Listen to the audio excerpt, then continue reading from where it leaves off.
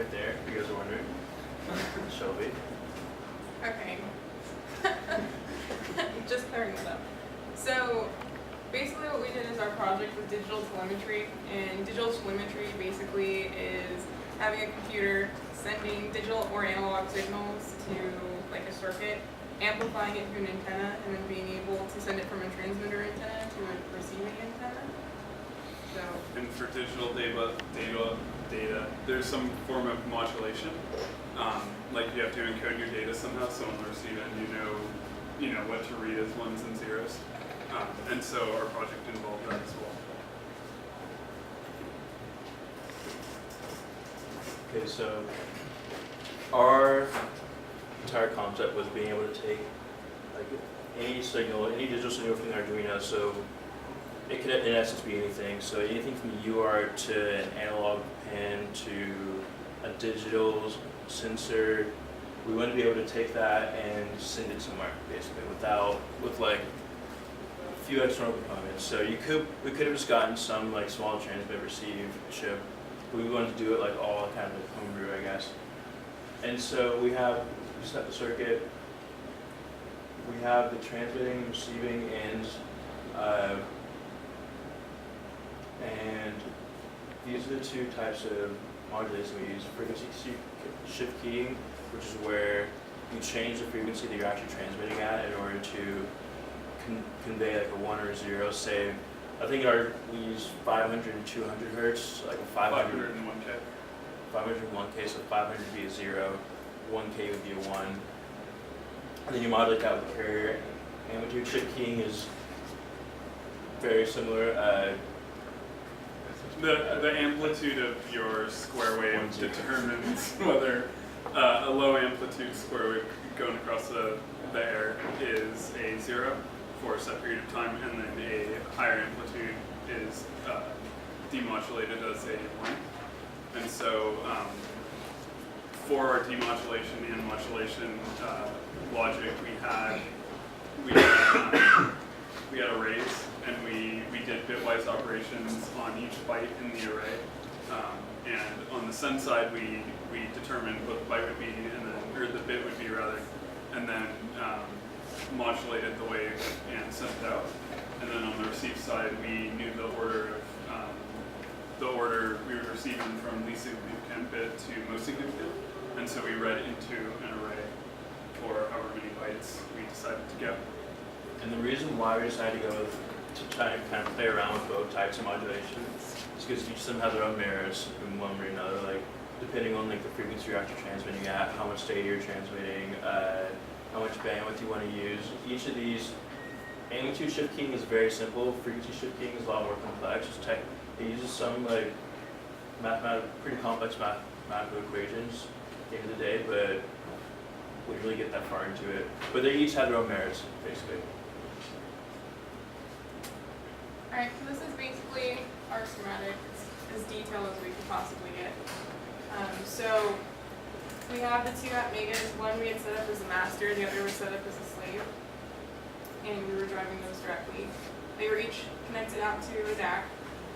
For the transmitter, we ended up implementing a tank circuit, which we'll show you pictures of later, but we basically created our own inductor. Like we calculated how many turns that we needed it to go, and then had a variable capacitor so that we could tune it. And the whole point with that was to basically radiate the frequency even more. And then we sent that through an LF347, which contained 4 op amps, and we utilized all 4 of those op amps, which then was pushed out to the transmit antenna.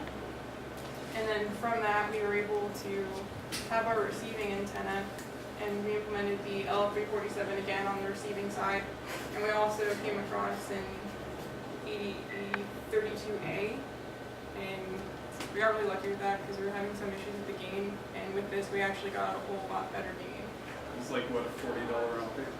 Yeah, it was No, a $5. It was a $5. We were able to, so one of the problems, I think we're going to get into that later more in depth, but one of the problems we ran into is that because we were transmitting at a higher frequency, it's a lot harder to kind of control like your gain and everything. You start getting into some of the high frequency effects. I'm sure you guys have learned about that in one way or another. But the 8032A has a much wider bandwidth. It can take a much higher frequency signal, give it a lot more amplification than the simple LF347, which is the LF347 is a cheap op amp, but the 8080 is really made for those higher bandwidth applications. Sean, what was your question? So you said you used all 4 op amps, so you just ran them into each other to step it up 4 times, basically, in series? Basically, yeah. Each when we say these 4 op amps, it's a quad op amp chip. So I think on each op amp, one was a buffer between like the antenna and the actual like circuitry, so we would load them.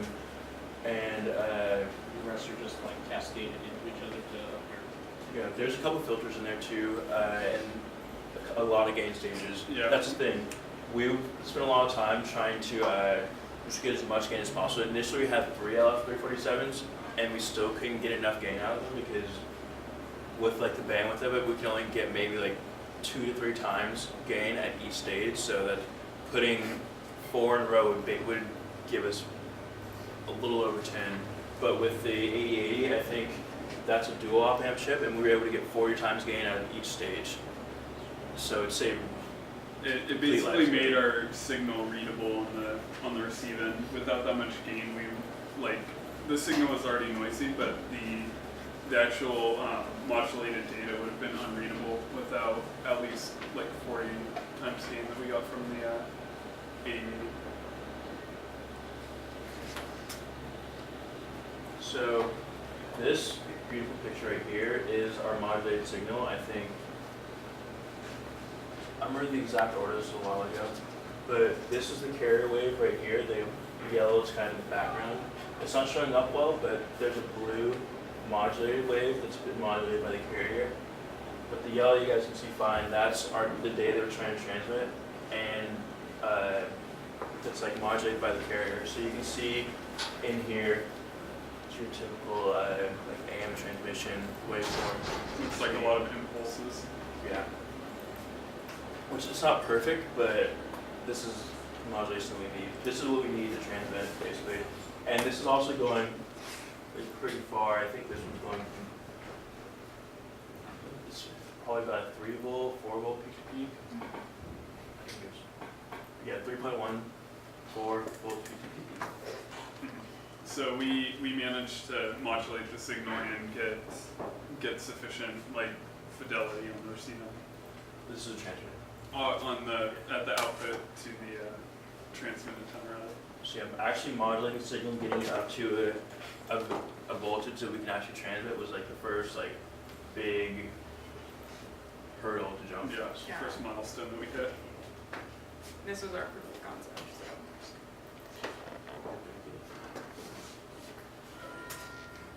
And of course it's swapped inputs now.